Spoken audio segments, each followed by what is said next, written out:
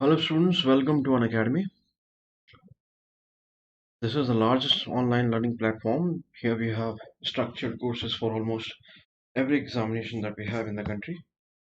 The platform provides daily classes, daily live classes, then the structured courses are there, then there are live tests and quizzes, and then you have unlimited access if you subscribe for the plan. You have one Academy Learning app and everything that is available in the website and YouTube is also available on the app. This is about me. My name is Amit Pratap Singh. I have been training the candidates for civil services examination for more than 5 years now, and I specialize on political science optional, various sections of general studies 2 and 3. I also guide the candidates for essay, and I also take classes on theme-based current affairs. Then, because of my long experience with UPSC, and also because I have appeared for the interview stage multiple times, I guide the candidates for personality test also. So I also conduct personality development program. These are the top educators in Unacademy.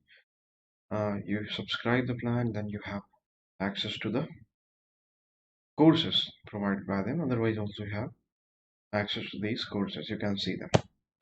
Now, these are the different subscription plans that we have. If you go for Plus, then you have live classes, test, unlimited practice, and structured schedule. If you go for Iconic, you have personal coach, daily mains question answer practice, study planner, personalized feedback. These are different plans which you can select according to your requirements. And while going for these kind of plans, if you use Amit PS as the code, then you get 10% discount. Again, these are the same things. This plan is there. Okay, so there are various plans, and you can choose actually uh, that is suitable, most suitable to your requirement. Once you join the program, again, if you use this very code Amit PS, you get 10% discount. These are again the different plans. These are different optional that we have on Academy.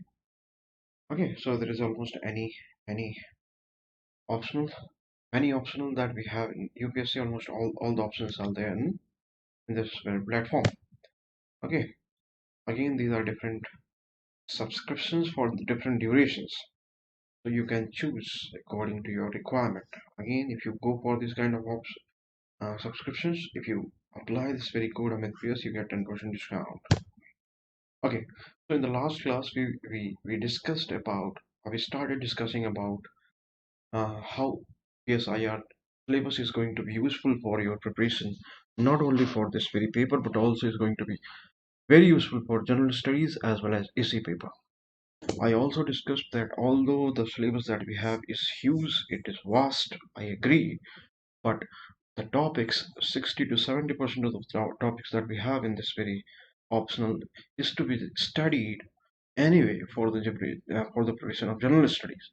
So if you are appearing for general studies means examination and writing these four general studies papers and essay, then these topics are to be studied.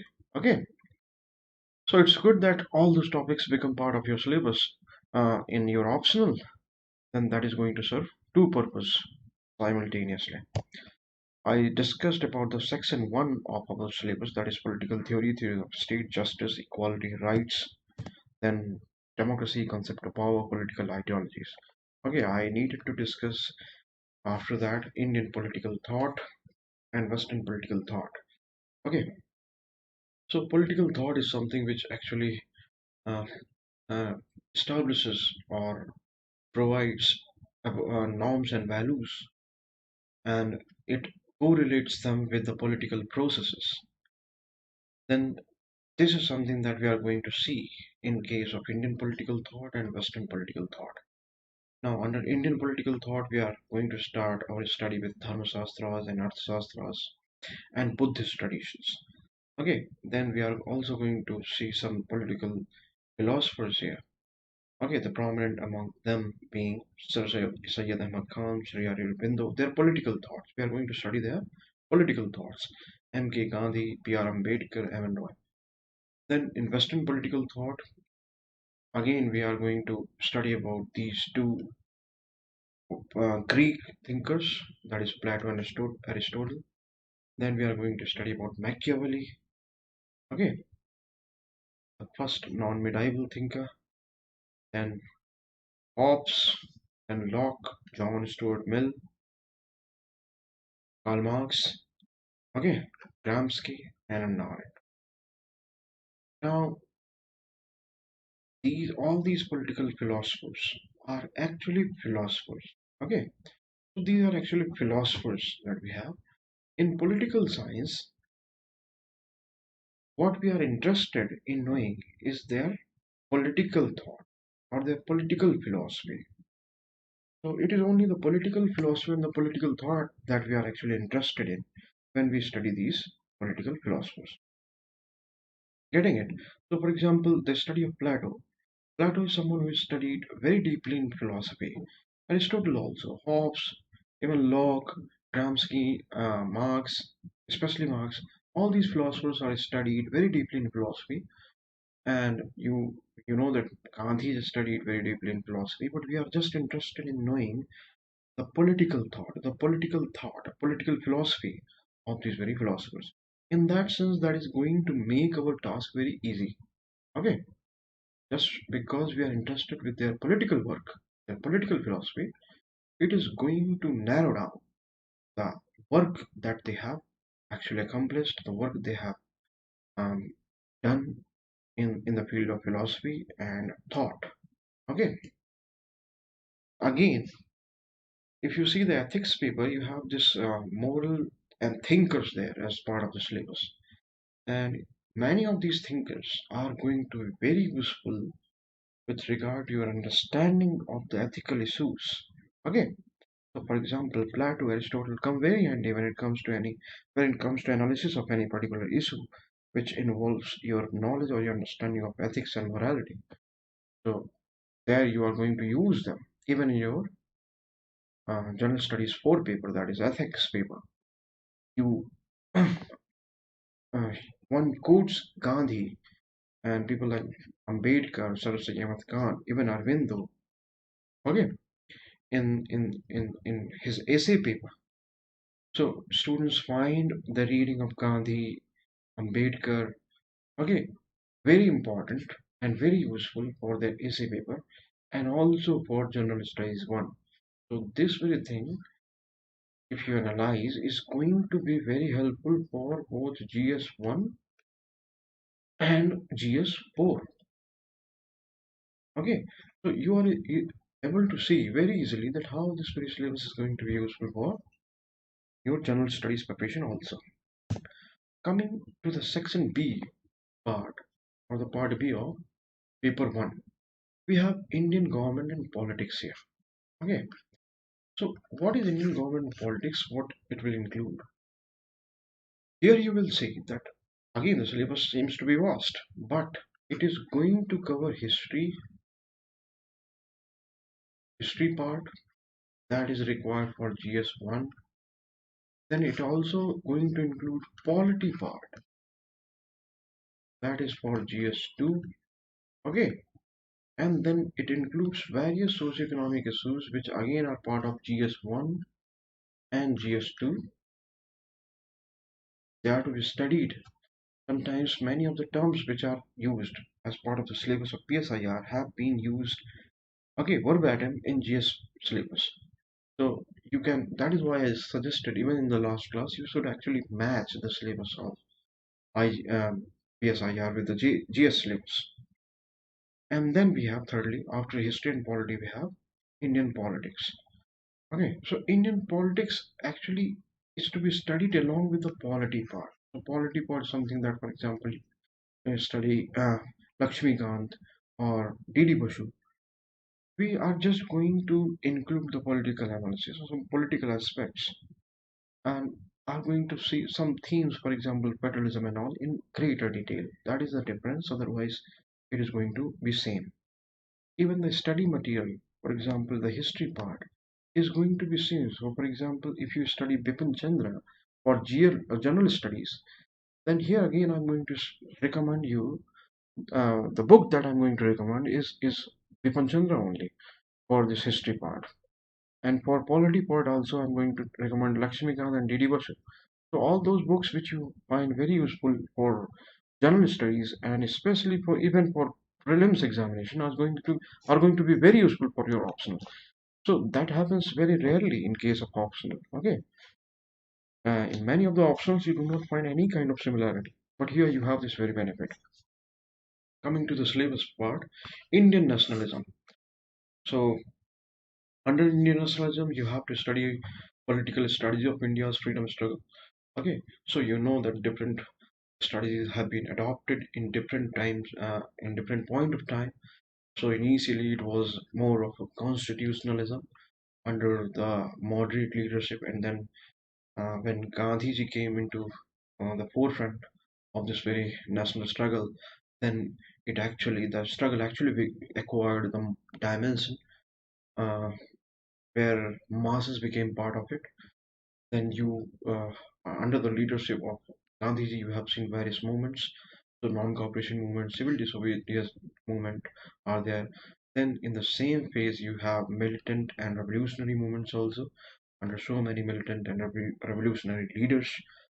Then peasant and worker movements are also there. If you have attempted or if you have given any attempt, even a single attempt in UPSC prelims examination, and then you would have required to study the if you have required to prepare for history section, then you must be knowing these are something that you study in Bipanjanda or whatever text you choose for the preparation of history part or freedom struggle part.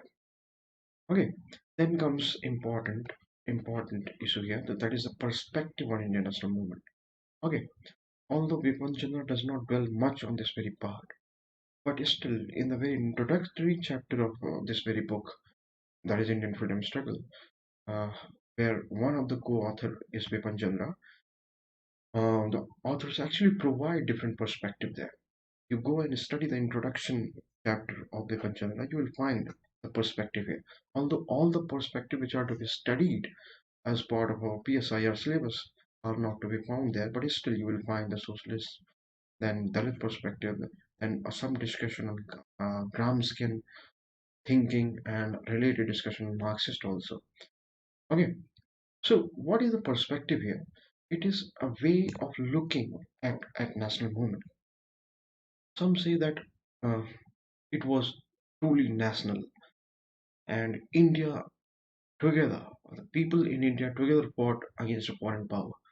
Others say that no, it was only the bourgeois class or the industrial class which was interested in liberation of India. Others class, the subaltern class, was not actually interested. Some might say that they were even well off under the British rule because their fight or their enemy was more strong in case of domestic arena or in domestic arena than the foreigners. For example, some say that the Dalits, the kind of deprivation that they have been facing or suffering from since centuries in India, their condition improved under British Raj. So if you account for that kind of argument, then then the claims are made that the Indian freedom struggle was not actually a struggle which asked or demanded the emancipation of Dalits. It was just the people having higher social status who were really against the Britishers. Now, these kind of things actually become more prominent when we see a kind of skirmishes. For example, the second round table conference, the verbal argument that took place between B.R. Ambedkar and Gandhiji. Okay, and also otherwise, we have seen that there were various socialist leaders and communist leaders, for example, M. N. Roy. They were not very much in support of Gandhi or even mass satyagraha. So, how those perspectives are different? Something that we know as Indian freedom struggle is not or has never been a uniform movement throughout the period or uh, throughout the geography of India. So we have already seen various facets of those very national movement.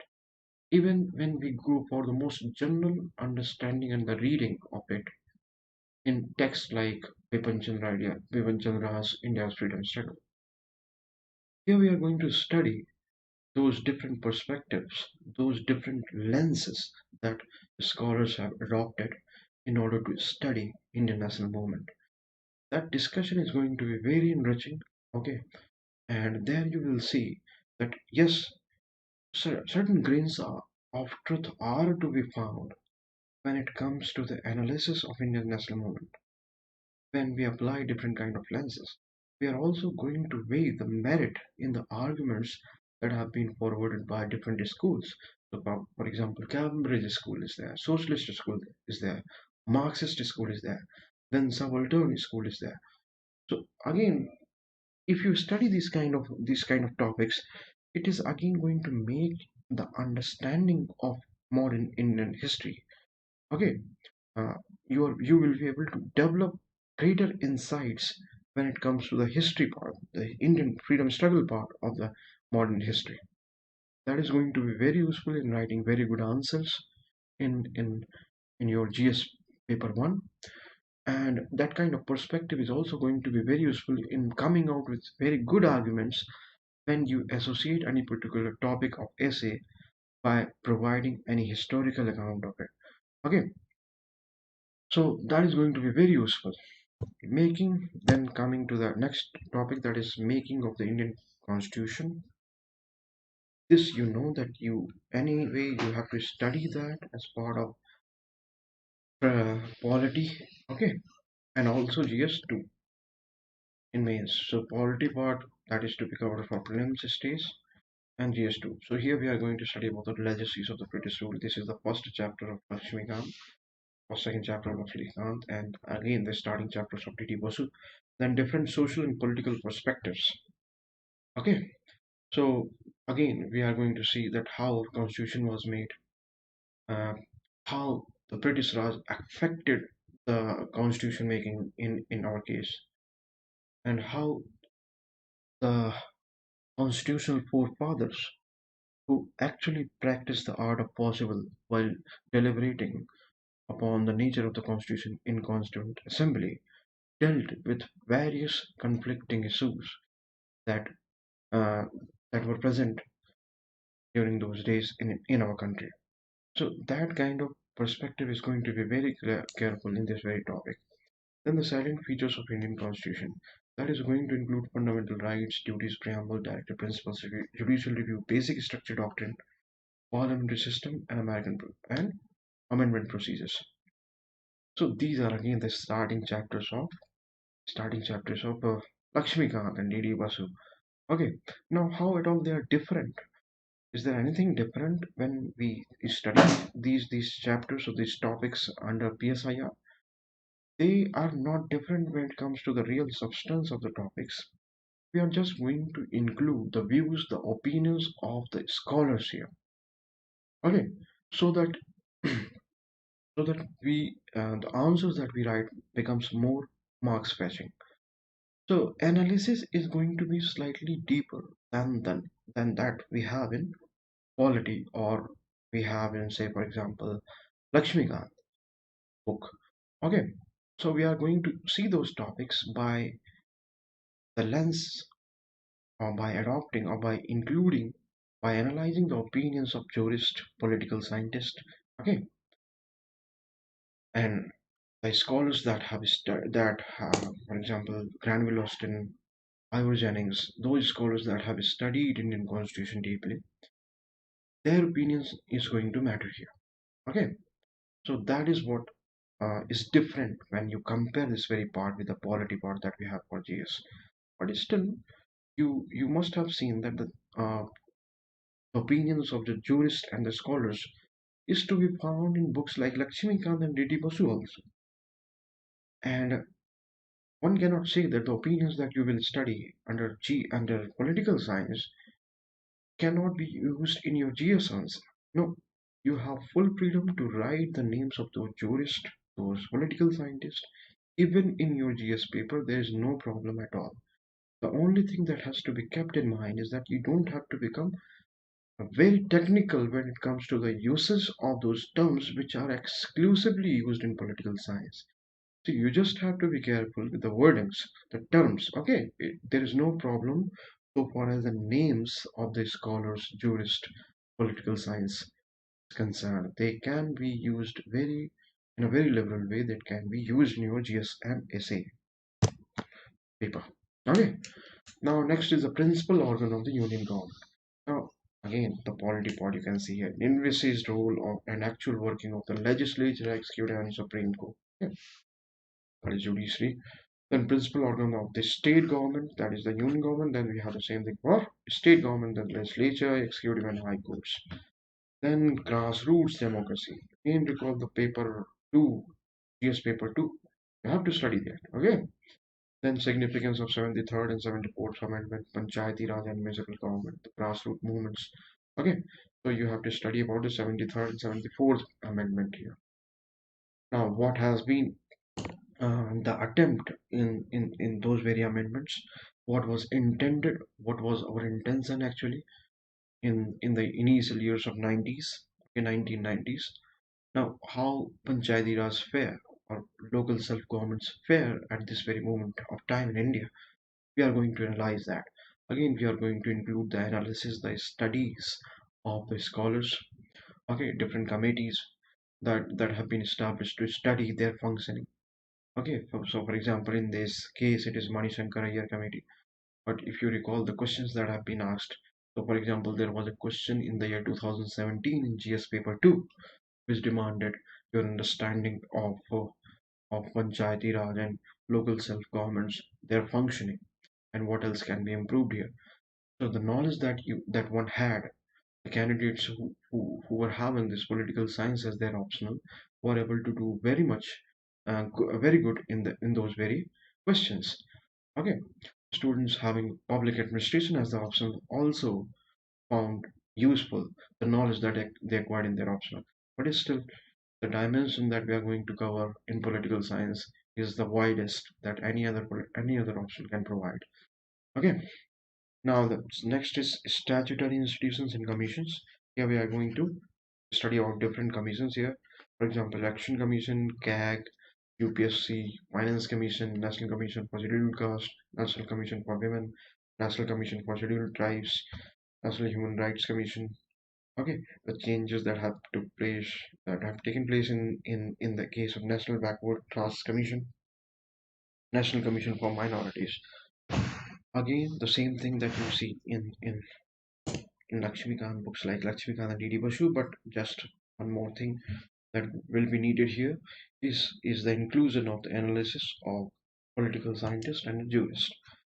Okay, the study material that we are going to choose here is again going to be useful for your GS studies. So by this time you will be able to realize that although the syllabus is huge, but this is something that you have to study for your GS paper anyway. Okay, so whether you choose or you go for political science optional or not, you have to study these things. Then federalism. Okay, so what is federalism? One very simple definition can be that it is the distribution of power between national and subnational units, and that distribution of power should be well recognized by the constitution. But federalism is not just about the distribution of power, or it is not just about any particular scheme of the constitution. It is about the principles, the functioning, okay, the practical application of of the polity or the scheme of the polity that we have in India or any country for that matter. So we are going to analyze this very thing, federalism, very deeply. And this that uh, you have been getting questions on federalism continuously in GS paper 2 also. Okay, so there has been questions. For example, after the formation of Niti Aayog in the year 2014, there was a question on federalism. It was perhaps the first question in GS paper 2. Okay, so when one acquires very good understanding of these very topics, while studying PSIR, these very these very themes become very uh, easy for such candidate. Then planning and economic development. We have to take the historical perspective, and then we have ultimately come to we'll need to come to the present institutions. So we'll start with the Nehruvian and Gandhian perspective, the difference between them. Okay, so this is something that you cover in economics also, and in some way you're going to cover this very thing in post-independent part of the history syllabus that you have in GS paper 1. Okay, so for example, Nehru was more interested in industry-led growth. He was more in favor of developing the urban areas in the country. Gandhi was quite opposite. In that case, he was favorable to the cottage industries instead of large scale industries. And he said that he emphasized over the development of villages and rather than cities. But the scholars also say that there was actually no difference when it came to their overall perspective of the development of nation as a whole. It was just the difference in terms of the priority. So that is something that we are going to see deeply here. Okay, then the role of planning and public sector. Again, this actually relates to the topic of the issue and the institution of planning commission. Okay, then green revolution, land reforms. Again, recall GS paper 3, you have the same terms there. And agrarian relations, then liberalization and economic reforms. GS paper 3 topic is same topic is there in GS paper 3. You just have to study that with political perspective. Okay, so here we are going to be we are not going to confine ourselves by the economic aspect of the liberation alone. We are going to include the political, social aspect also. Then the very characteristics or most important characteristics of Indian polity, that is identity politics in India, that is to be covered in different themes. For example, caste, religion, ethnicity. All these are the identity markers, the markers of identity. So we have to study actually the caste politics or casteization of politics, religion, ethnicity. In nutshell, we are going to study about the Indian politics, has which has been in different phases has been affected by the identity politics. Okay, so what is identity politics? How it all it has it emerged in India? Is there any good that is being served by the identity politics in India? We are going to study about that. Then one very important theme, one very important topic under the discipline of political science is the party system. Okay, so this remains under the lens of political scientists. Okay, they try to study the party system in any democracy or in any particular form of government, wherever any kind of party system exists. So there can be one party system, two party system, multi-party system. Okay, in India we have multi-party system, but the kind of multi-party system that we have uh, cannot be compared with the multi-party system of UK, for example. Okay, or other Western European countries.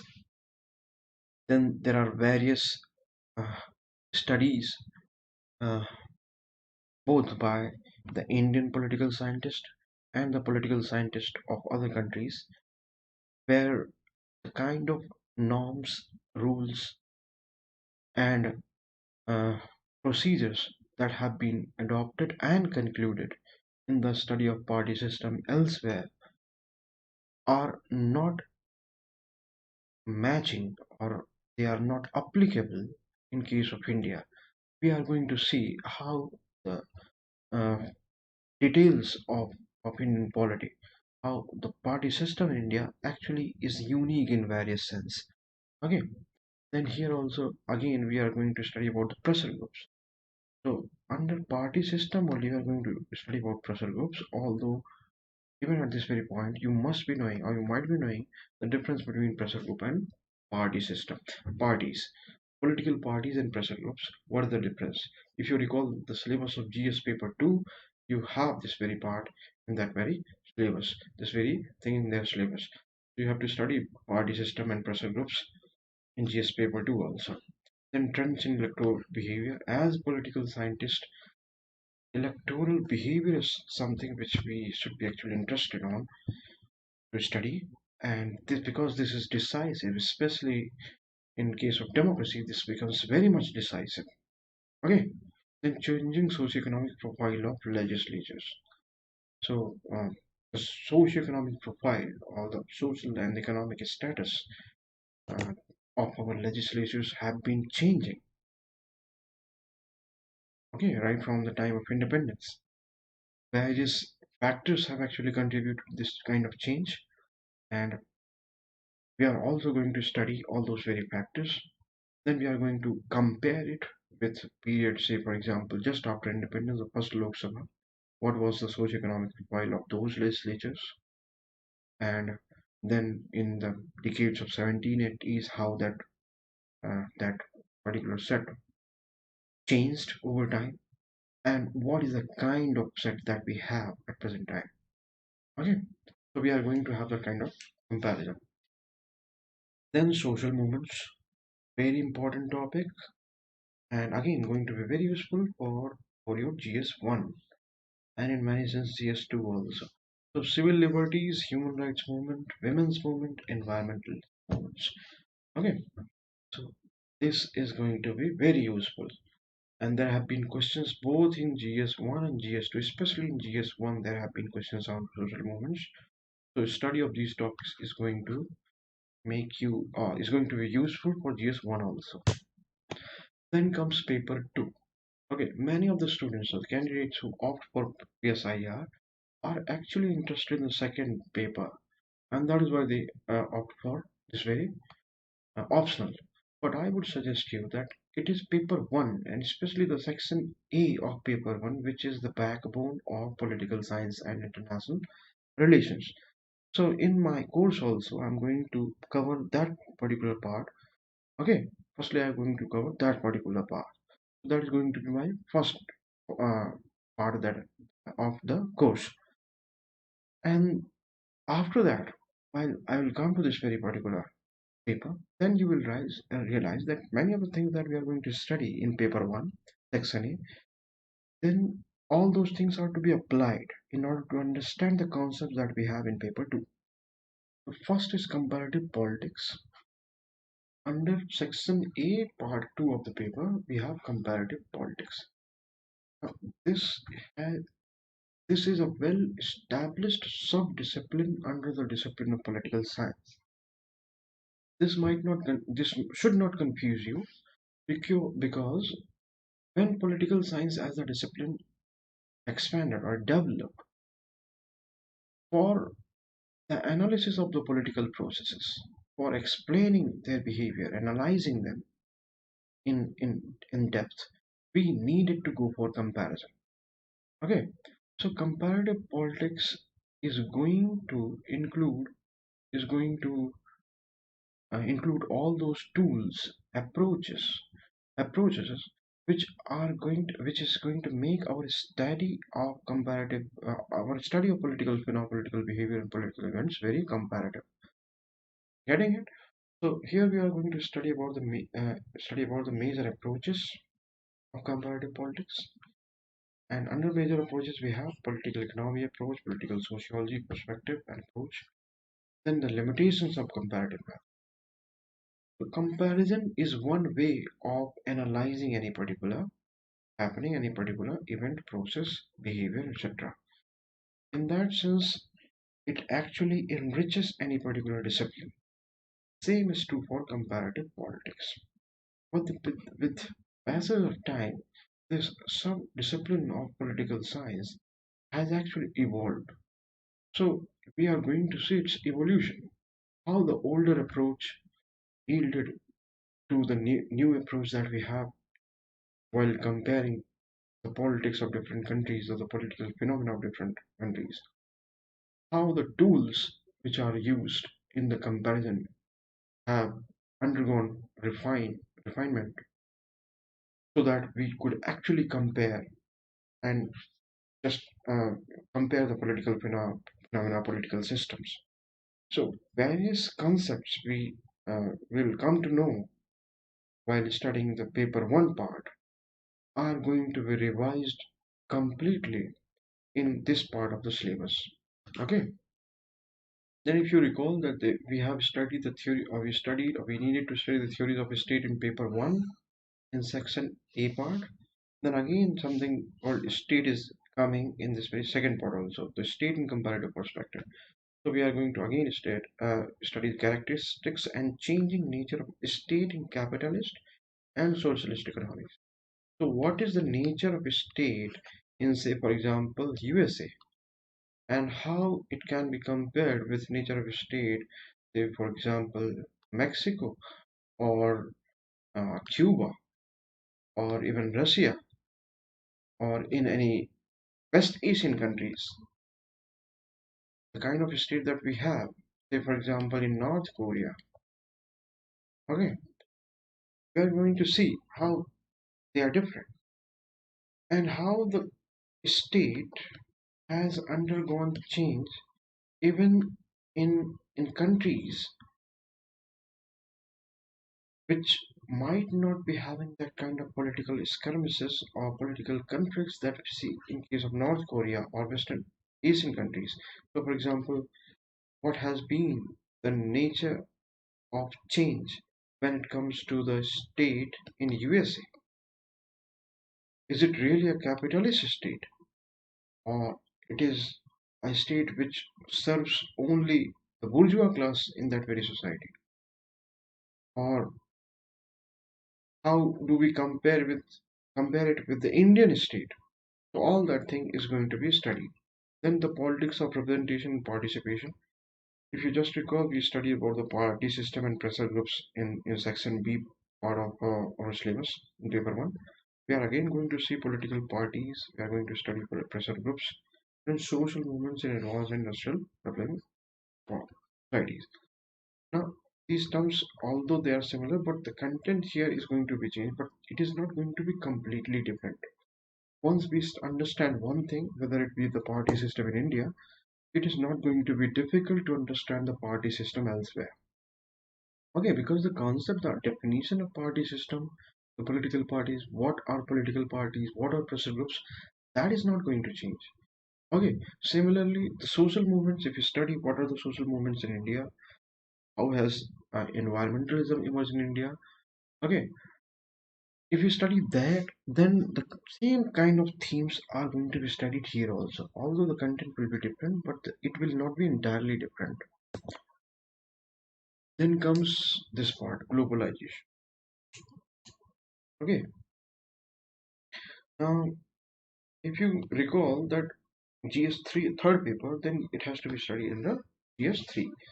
Then in GS1 also you have it as part of your society syllabus. Okay, so although all that knowledge that we are going to acquire under globalization as part of PSIR syllabus is going to be useful, but still we are going to study globalization in much more detail than that we study in case of GS1 or GS3. Okay, so what is globalization? In most simple terms, it is defined as the integration of economies at the global level. But that definition, which claims that there has been the integration of global of countries at the global level, is actually concentrating only on the economic aspect of the globalization. Okay. Now, if you go by the definition provided by the Baylis Smith, they say that it is actually the integration of techniques, economics, and politics. So it is not only the economic aspect which is prominent in globalization, and it is not just only about the economic integration of the countries, but globalization has been having or affecting countries, societies, okay, in the manner which is all pervasive. It includes the political dimension also. It includes the economic dimension also, and it also includes the technological and other dimensions. So that is going to be the topic of discussion. How globalization has reduced the whole world and made it into a converted into a global village. Okay, how the borders are becoming less and less meaningful. That is the topic of discussion here. But along with that, you also have witnessed a reversing trend that has been going on in recent times. So, for example, there has been, say, a protectionism which is being adopted by those countries which so far have been very vocal when it comes to the liberalization of economies. So, for example, you have seen USA under Trump administration going for protectionist measures. Then other countries have also followed the suit. So, for example, various Western European countries have also been raising their protectionist walls. And you have seen the tightening of the visa regimes in countries like USA. Then there is Australia also. Similar things have been taking place in UK and France also. So those things are happening.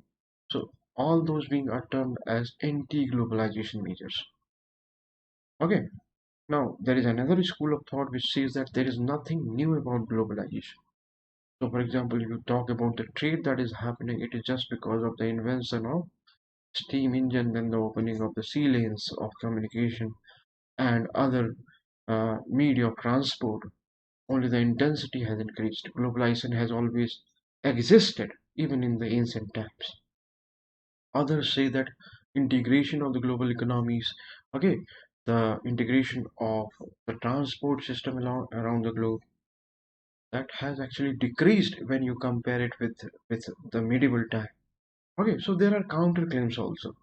The study of globalization that we have in GS is going to be questioned by the various political philosophers here. We are going to study that. Then we are going to study the approaches to the study of IR. So if you consider the theoretical aspect of this very part, we studied comparative politics. Okay, then we studied state. Okay, so that is theory number one, theory number two. Then we are going to study again theoretical aspects of political parties, pressure groups. We are going to see globalization and one and other a very important IR, a very important theoretical theme of this very syllabus, this very part is the theories of IR. The approaches to the study of IR is actually the theories of IR.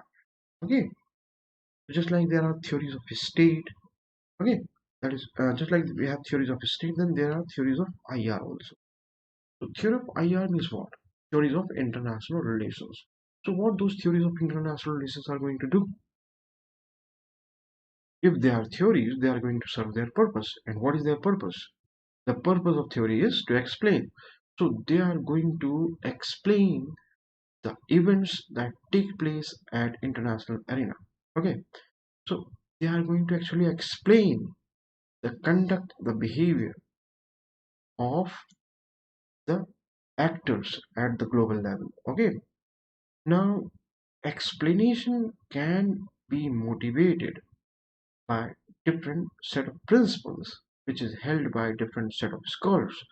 So one theory might adopt idealist approach whereby the scholar is very hopeful with regard to the possibility of having very good and harmonious relations among countries or among states at the global level. While at the same time, realist might not be that much optimistic when it comes to the harmony and peace at global level among the international actors. Okay, Marxists will be having completely different view of international relations. They might not even recognize the existence of nation states, or they might say, or they might go on to say that this is just a sham, and the real actors at the international levels also are actually the bourgeois, and state again is just a tool in the hands of bourgeois even at the international level. Then there are functionalist school of thought or functionalist scholars, and then there is system theory. All these approaches are going to put their arguments, put forward their theoretical framework in order to explain the political phenomena, political events, the behavior and the processes that take place among countries or among states at the global level. Okay, then we are going to study about the key concepts in international relations. That is very useful because it is going to make you capable of analyzing any particular global event or any particular event at the international level. So, for example, we are going to study about national interest. This is frequently used term. Okay, even when you do not understand it well or you do not have the proper theoretical understanding of this very term, you will be using it. Okay, I might be using this very term intermittently or very frequently. Then security and power. See, we have studied power there. We are again going to see power. Okay, then balance of power. Then deterrence. The concept of deterrence. What is the significance of it? Does it hold any value even in the age of nuclear weapons? Okay, we are going to see all that. Then transnational actors, collective security, world capitalist economy, and globalization. Yeah, again, globalization. Okay, so and if you recall that if we study about the uh, world capitalist economy and globalization, this is going to have or include the discussion on Bretton Woods institutions, then WTO, then emerging institutions or already established institutions, for example, National Development Bank, then AIIB. All that has to be studied. Okay. Then next is changing international political order. This is nothing but a part of world history, okay, or world history that you have in GS1. So you have to study world history from industrialization to the Cold War period. Okay. So here in this very section, we are actually going to study the Cold War period of world history. Okay.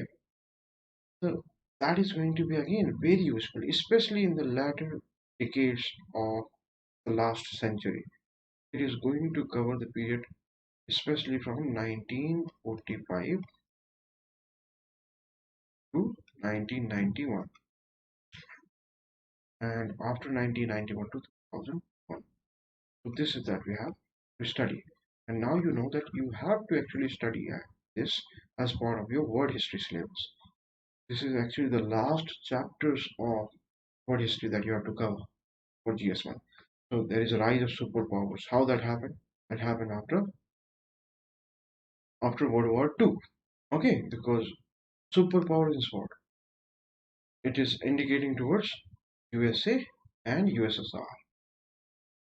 Before the World War II or before the bombing of Hiroshima and Nagasaki, we had great powers. But after the defeat of Japan in 1945 in Cold War, we saw the emergence of two superpowers, that is USA, the USSR, and then we saw the age of bipolarity or the strategic and ideological bipolarity, also known as Cold War. Okay, arms race and Cold War. Then there was nuclear threat. Both were superpowers having a huge stockpile of nuclear weapons. Then we are going to see non-alignment movement. Okay, one of the founding member of this very movement was India. What was its aim and what has been its achievements? We are also going to contextualize this very movement at present time and see how it fares at present time in India. But we are also again going to connect this very particular topic with another topic that we have in section B of paper 2. Okay, so because India was one of the founding member of non-alignment movement and it remained our foreign policy in stance after the genesis, after its formation, uh, after its origin, especially till the uh, till the last decade of 1980s and especially the time when we were compelled to go for our friendship with USA. That was the time of unipolarity. I'm indicating towards the time period after the disintegration of USSR that took place, okay, in the last decade of 80s and the initial years of 1990s. I'm not just interested in the particular year, but the year 1991 is actually remarkable for us.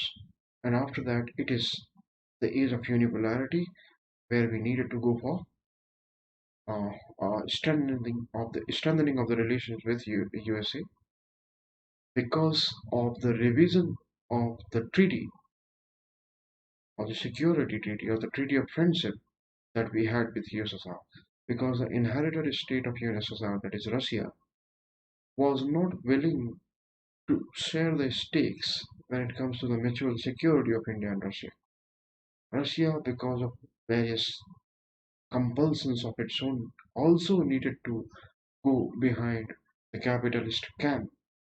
And the problem here at the systemic level was even more intense, more acute because of the domestic problem that we were facing at the economic front. So this was also the time when we were having balance of payment crisis, and we needed to go to IMF to actually have an import cover, which will ensure the proper supply of the most essential things that we needed during those times. But that all help from IMF came at a cost, and we also needed to go for structural adjustment programs. As part and parcel of those very programs, we needed to liberalize and privatize our economy, and we needed to open it for the penetration of global companies, multinational and transnational companies. They came here and penetrated our market, and that is an ongoing process. You already know that. So we are going to contextualize all that very happening by relating it with India's foreign policy. So we are not just interested in analyzing non-alignment movement, but we will see that how this very topic is related to another topic of section B of paper 2. Okay, so how the collapse of Soviet Union took place, how unipolarity emerged. Okay, so during the Cold War, you know that it was the age of bipolarity, but after the disintegration of Soviet Union, we just had one superpower, that is United States, and during those days it was called the hyperpower. Okay, so we had great powers in during the period of World War II. Then we saw the emergence of superpowers. Then after the disintegration of one superpower, that is USSR, the inherited state of USSR, that is Russia, was not a match actually when it comes to the military strength of USA. So we were having the age of unipolarity, where USA alone was the hyperpower. Okay, and it was the age of American hegemony. Now we are also going to debate over the relevance of non-alignment movement in contemporary times, because non-aligned movement actually helped various countries, including India, in keeping themselves immune from the strife, the ideological conflict that took place between the capitalist world and the communist world, led by USA and USSR respectively. Non-alignment movement was a movement which provided these countries with the third way. Okay, now it became an avenue whereby countries can actually opt to remain neutral, okay, without joining these two military camps. Now, with the disintegration of the Soviet Union, the collapse of USSR, bipolarity ended. Okay, Cold Wars, Cold War was nowhere. So Cold War was also over, and that is why one started questioning the relevance of non-alignment movement, because the very raison d'etre of non-alignment movement was that it provided a third way to the countries who did not want to join the either camp, either military camp. Okay, so we are going to debate about the relevance of non-alignment movement also. Then the evolution of international economic system. Again, see, we are going to study about the Bretton Woods system. Then we are going to see GATT also, which got converted into WTO. Then socialist economies and Council for Mutual Economic Assistance. We are going to study what is that. Then third word, demand for new international economic order. that emerged in the last century. What was that? Then globalization of the world economy. You must have noticed that this globalization is is actually appearing the third time in the very same section of paper 2. Okay, then we are going to study deeply, okay, about United Nations. Okay, so all these things are to be studied in GS paper 2 and paper 3 also. You must have noticed that you saw so much which was there in government politics, which has to be studied for your polity history and GS paper 1. Now you're seeing many topics which are to be studied for GS2 and GS3. Okay, so that was my point when I was saying that although the syllabus is huge, but it is going to be very useful for your GS preparation, and also the topics that have been provided in here are to be studied even when you do not opt for PSIR. So why not to opt for PSIR uh, when you have this very benefit of preparing these very topics for GS also. Okay, so United Nations, we are going to study about the envisaged rule. Okay, uh, how it has been functioning, what has been success and failure, what are the kind of reforms that we need in the United Nations. Okay, so it is not just about the Security Council. It is we need an all-round reforms because the United Nations is the only institution which has been very much close, or it has the closest approximation. It is the closest approximation to the world government that is actually fancied by various political philosophers. So we have to make it work. Anyhow, we need these kind of institutions to ensure the status, security, peace, uh, and global harmony. Okay, so what has been the actual record? But we are not just interested in pointing out the failures of the United Nations. We also need to understand and analyze what has gone uh, what has gone wrong in this very case and how that can be reformed. So that is what we are going to study. Then the regionalization of world politics. So okay, so two processes have been going on simultaneously at the global level before these anti-globalization measures were actually started taking place. I started being they were adopted by the countries in recent times. So we have seen globalization at the same time we have seen regionalization. So how these two contradictory processes or seemingly contradictory processes have been going on simultaneously at the global level, we are going to analyze that also. The European Union, the ASEAN, APEC, SAARC, NAFTA, how these are different from each other, how EU's regionalization experience is different from the ASEAN one, which organization or which regional group is more organized and than the other, how APEC is a kind of is an example of open regionalism. What is open regionalism? What has been the failure of SAARC? What else can be done? Is there any alternative that can be adopted in case of SAARC? Okay, why it has been the non-start in India? Okay, now NAFTA is there, but you might be doing that. That has gone. That has undergone a revision. That all those revisions we are going to study that very topic also. Then contemporary global concerns are there. Then there is democracy, human rights, environment, gender justice, terrorism, and nuclear proliferation. All these topics are actually uh, the topics that have been in news. Okay, so for example, human rights issue around the globe, environment. So this again is emerging third time in our syllabus. Okay, so for example, if you recall, environmentalist movement is to be studied as part of IGP, and then this was part of a new social movement also. There we have to study environment, but here we are going to study in a wider dimension. We are going to look how the experience of different societies in different parts of the world have been different or same when it comes to the issues of environment. Then there is gender justice, terrorism, that is a major issue after the year 2001 when uh, Al Qaeda attacked uh, the Twin Towers on US land, terrorism has acquired or has come to be, or it has been realized that it actually has a global dimension, and it has become a problem which is all pervasive.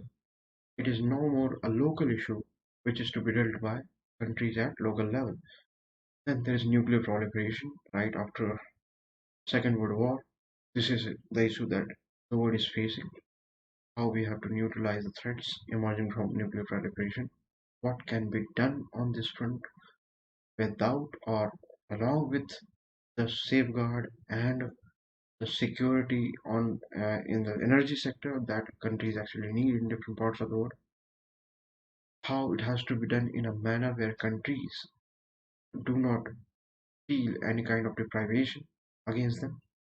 Okay, what has been India's interest and stand with regard to nuclear proliferation and nuclear non-proliferation?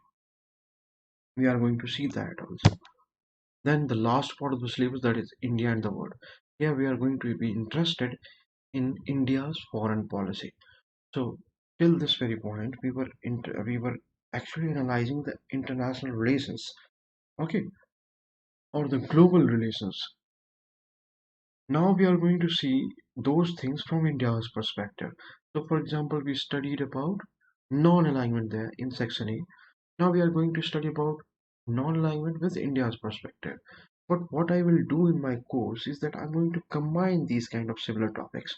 So first we will study about non-alignment, and then again in the same topic itself we are going to study about India's contribution to non-alignment, because that is again going to be helpful in analyzing the topic there. Okay, before that we are going to study about India's foreign policy. What are the determinants of foreign policy? The meaning of determinants here is this, simply this, that what are the factors that actually contribute in making or framing the formulation of foreign policy in India. Okay, so it is the geography of any country which is going to determine the foreign policy, the history, culture. In our case, our freedom struggle is still dominant because of the values that it actually is spreaded, or it the values that actually emerged in the freedom struggle actually became part of the foreign policy formulation in India. How non-alignment movement has been one dominant factor in the formulation of foreign policy. Is it the idealism of Nehru or the real politic of Indira Gandhi which has been more dominant if we cover the whole span of the foreign policy formulation that took place after the independence in the year 1947? Okay, and these many of these determinants actually started showing their effect in foreign policy even before India became independent. So, for example, many of the events that took place in pre-independence era uh, were actually demanded the formulation of foreign policy, and our leaders at that time, for example, Jawaharlal Nehru, Subhash Chandra Bose, even Mahatma Gandhi, to a good extent, actually contributed in shaping of the foreign policy even before India became independent. Then we are also going to study about the institution of policy making, which are the key institutions apart from the South Bloc, which are the other institutions that are there in foreign policy making. What has been the effect of media, okay, in foreign policy formulation? Is there any ramifications? Is there any bad effect that we have because of the freedom that press enjoys in our country? Okay, now what has been the continuity, the elements of continuity right from the beginning of the foreign policy formulation, that is the 1947 till this very point. So, for example, you can say that the national interest has been the continuous factor, continuously has been a factor in foreign policy formulation. We can actually never avoid the national interest as a factor in our foreign policy formulation. But we have also undergone various changes. For example, it is claimed that in foreign policy has acquired more idealist, more realistic dimensions, and it has become uh, more. Uh, it has acquired such dimensions where our national interests are being pursued in a more aggressive manner than the administrations or the governments that we had in the initial years after independence. So, for example, if not in policy, then there has been a greater shift in terms of democracy, especially under Prime Minister Modi. Okay, so under NDA government, it is claimed that uh, foreign policy has acquired certain aggressiveness. Okay, some say that it has also acquired certain muscular elements also. So, why those kind of claims are being made? We are going to see that.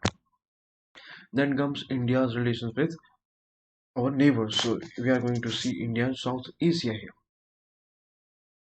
Here again, we are going to see the SARC. Although we studied SARC in the section A as part of regionalization, but here we are going to analyze it by keeping in mind India's foreign policy objectives. Okay, then how it has not delivered as was promised or as was expected when it came into existence in the mid years of decade of 80s. Okay, so how that particular thing is actually it still holds promise, but India is betting now on BIMSTEC. So BIMSTEC is acquiring even more traction than the SARC in India's foreign policy calculus. Then we are going to see about India's look-east policy. Okay, that was started by Narasimha Rao government. What necessitated India's look-east policy? Then different versions of look-east policy. We are also going to associate with India's act-east policy, which was initiated by the incumbent government or the previous India government that took power in the year 2014. Then we are going to analyze the different conflict issues of conflict in our neighborhood. For example, river water disputes or illegal cross-border migration, ethnic conflicts, and insurgencies that we have. Okay, with our neighbors or along the borders that on the borders that we share with our neighbors, both western as well as eastern, even in some part of the northern borders that we share with China. Then India and the global south. You must be knowing that although when it came to economic development, India was not actually a prominent country. At present time, as present time, we are emerging as uh, one of the important economies in the world. We are also to a good extent qualified to be called as middle power. Okay, but in the initial years, initial decades after independence, even when we did not have that kind of economic resources, we enjoyed or we had the role of leadership when it came to global south. Okay, so we provided leadership to those countries, those post-colonial states, okay, various Afro-Asian and Latin American countries, and we together were a very strong voice when it came to platforms like WTO. So, is there any change when it comes to India's relations with Africa or Latin America? It is claimed that although we started very well in the initial years, but in the decade of 80s and 90s, especially after LPG reforms, we needed to concentrate more towards USA and other capitalist economies, and our commitment and this, our commitment with regard to South-South cooperation and our agenda for the development in the global South, development and harmony in the global South actually got weakened. But again, it's claimed that there is a kind of resurgence which is taking place in our commitment, uh, in our relation with Africa and Latin American countries. So that is something that we are going to see here.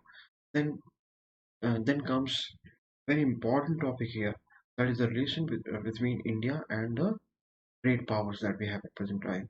So both political as well as economic. So for example, India's relations with USA, Japan, China, Russia. Then India's relations with most important economic grouping or economic regional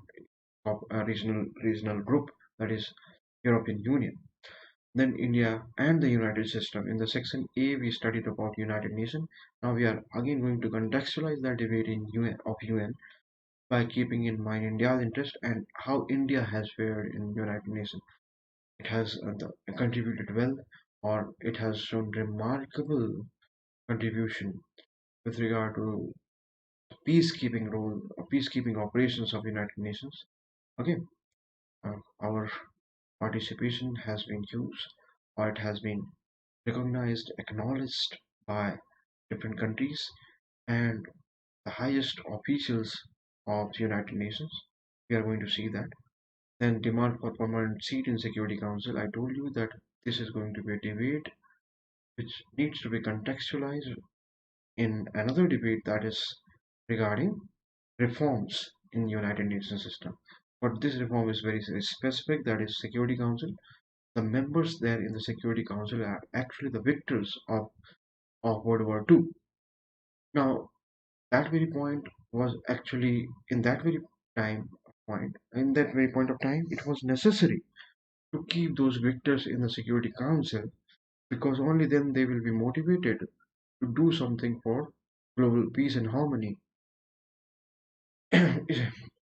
Because without having or without yielding any special power, they will not be having any incentives to work for global harmony. But if we compare today's time, then the geopolitical situation and the comparative balance of power has taken shift at global level. Various countries which were not politically and economically significant after Cold War have become actually very significant players at global level at present time. India is one example.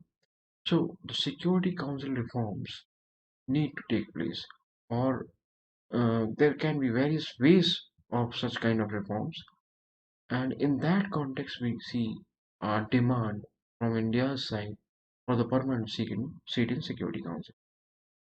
India and the nuclear question again. I told you that nuclear proliferation, nuclear non-proliferation, all that is going to be the point of discussion in section A. There only we are going to see that we are going to analyze that by keeping India's perspective in mind. Okay, so why we needed to go for nuclear option, although our first prime minister was not interested in this very sector of energy. What necessitated this kind of step that we took place, especially I'm pointing out the detonation of nuclear device in the year 1998. Okay, why we needed to do current explosion. Then, what is our stand when it comes to nuclear non-proliferation? What is India's stand with respect to NBT, CTBT? Okay, how we succeeded in coming out with nuclear cooperation with USA? What has been the point of contention in signing the nuclear non-proliferation, a nuclear deal with USA, and how we have progressed or we have come a long way from that very point and have signed a nuclear deal with countries like Japan also. Okay, so all that is going to be a discussion here. The recent developments in India's foreign policy. What has been the recent development? For example, the recent crisis in Afghanistan. This is an ongoing crisis. Okay, India has large stakes, a larger role to play in Afghanistan. India's security concerns are directly related to the happenings, to the events that take place in Afghanistan itself. Okay, and in its extended neighborhood as well as the immediate neighborhood, that is going to include Afghanistan, Iraq, West Asia. It is its relation with USA, it's okay, and Israel. So again, all that is going to be very useful, very important. For example, under this government only, there has been a kind of a revision that took place in India's Israel policy. Okay, some say that there has been a de-hyphenation when it comes to India-Israel relations. The Indian foreign policymakers have opted for de-hyphenation by dissociating the Palestinian issue from Israeli issue and treating these two issues separately on their own merit. Then what lastly has been India's vision of New World Order or the vision of New World Order in general. So you must have realized till this very point, uh, by this time you must have realized that this very syllabus is very interesting. It's going to be very useful for the preparation of GS General Studies paper and essay paper. Okay, my attempt here is going to be this that I will make you comfortable with every single topic that we have for PSIR. Okay, uh, I will just demand your full attention, your regularity in my discussion, and that is going to make this very syllabus very easy. Okay, now generally students ask for the book list. So this is the long book list that I'm giving you, but all these are not necessary to be read, or you don't need to study all these very books. I'm just pointing out few books here. For example, this very book is going to be useful for section A. Okay, then this very book is useful.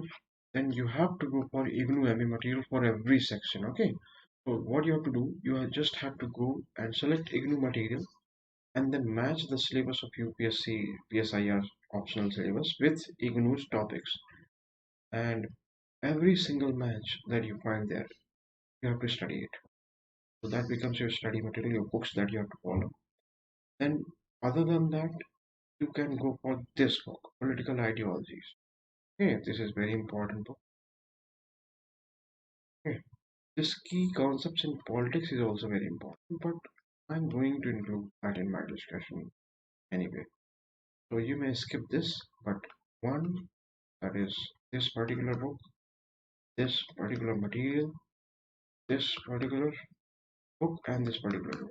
These are the essential books that you should actually study. Then comes the section B. I told you the first book that you have to study here is actually has to be studied anyway. Okay, so India's freedom struggle by Vipin Chandra. Then Introduction to Constitution of India, Durga Das Basu. This is also an important book, but uh, whole book is not important, especially the initial chapters. These are important. Then you can go for this book also, Indian Government and Politics, A.S. Narang. Okay, although I would suggest you that you go for Indian Government and Politics written by Vidyut Chakravarti instead of Narang. Okay, so instead of this, you can opt for this very book. Then Politics in India, although there are good issues on it, on this very book, you will find very good essays in this very book, but sometimes practically it is not possible and you can't make notes out of it. If anything that is important, that is going to be part of my discussion. Okay, so again, this very book is very good, but again, it is practically, I have seen that it is not possible for candidates to study this very book. You can go for selective reading there. Okay, so for example, you see the chapters of caste, political parties, and all. So these kind of chapters you can see here. Then for parliament, this is the book that you study even in your prelims stage, so you can go with this very book. Okay, our constitution also. So if you go for Lakshmikant, then this is not needed, and if you don't read Lakshmikant, then this is going to be a good read. Again, English is going to be compulsory. So how to recognize if any particular uh, theme or any particular chapter of English is relevant or not? You have to just compare it with the syllabus, match it with syllabus. If it is matching the syllabus, the heading of the syllabus, then go for it.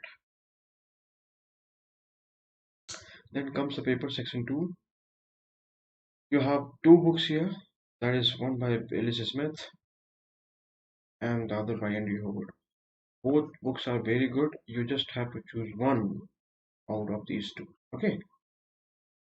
I have inclination towards this very book. So you can choose this book and can actually skip this. You don't need this Chilkoti, although that is a very good book. If you have time, then go for it. Otherwise, this is going to be enough. Then IGNOU notes on this comparative politics are very, very, very important, and they actually include various things of Chilkoti and other scholars. So go for it. Okay, IGNOU notes. Then you don't need to go for theories of international relations. These are very good books. Every book that I have actually included in this very list, all books are very good. I'm just selecting the some books uh, on the list only because I know that practically it is not possible for the students to cover every book. Okay. Other than that, you don't need any other book here. You don't need all these books, but you can go for them. Every single book that has been listed here is very good. Then section B part. Actually, this is the most dynamic thing that you will find in your paper. Just to have a proper background of the topics here, you can go with this very book, that How India Sees the World, co-edited century Shyam Sharma.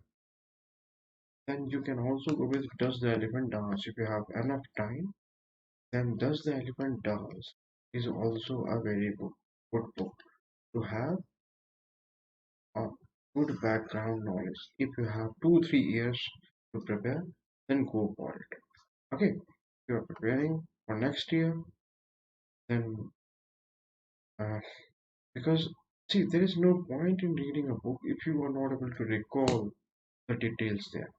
So if you have time to make notes while reading these books, then only it is going to be useful. Okay, otherwise you will not be able to derive much benefits from these very books. That is why I avoid, or I generally avoid suggesting students to go for more number of books. Instead of that, go for say these websites. For example, Indian Council of World Affairs is there. Okay, Indian Council of World Affairs, the Diplomat, and Gateway House. Then sometimes you can also visit ORF also. Okay, IDSA also. But I have seen that again, that is not practical because they come with so many entries. It is not possible to cover all the entries of ORF and IDSA. You have to be very selective there. Okay, then another website is MEA. You have to actually bookmark it. The first bookmark in your browser should be MEA if you are a PSIR student. Okay, you have to actually um, bookmark it, and then you will find various good information, various topics. Okay, so there are MEA briefings, then static part of India and the world is covered here. Okay, explore this very website. You will find various useful things. Then there only again you find lecture series, distinguished lecture series. Okay, so that is very useful. Two things that I will select here for you to actually regularly for your uh, regular reading or regular visit is MEA website and ICW, Indian Council of World Affairs. Then comes Gateway House, Diplomat, ORF, IDS. Okay, so you find various entries in large number of entries in MEA, very less entries in ICW. They together constitute very important topics. They are going to actually make you capable of answering almost all the questions which will appear in this very section in any particular year. Okay, then the second book that you can go with is by Harshvik Pant. Getting it? Now, other than that, I will suggest you to focus on the lead articles of Hindu. If it is on any foreign policy issue, then please make note of it and also note the name of the scholar, the writer of that very article. And when you write those very things, use those very names. Okay, then you get very good articles on foreign policy in both the Hindu as well as in Indian Express. So this was about the book list and the discussion of the syllabus. In the next lecture, we are going to start our course on political science and international relations. I will start with Western political thought. Okay, so our discussion regarding the analysis of the syllabus, most basic books that you need to actually study, that is over. Other than these books, I will actually recommend study class 11th and 12th political science NCERT. Okay, you have two books in class 11th. One relates to political theory, the other relates to Indian Constitution. And two books in class 12th. One relates to contemporary world politics, contemporary world politics. Other relates to Indian government and politics.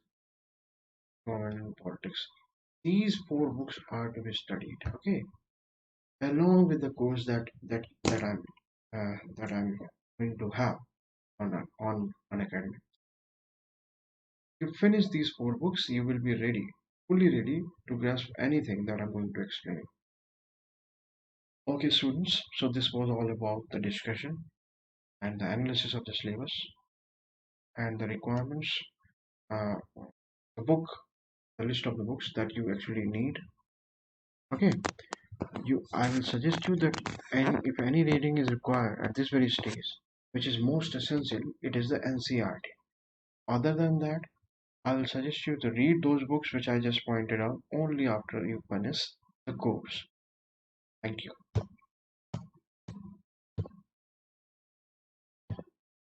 Again, if you go for any kind of subscription, you can choose to use this very code Amit PS to get 10% discount. This is my Telegram link. Thank you.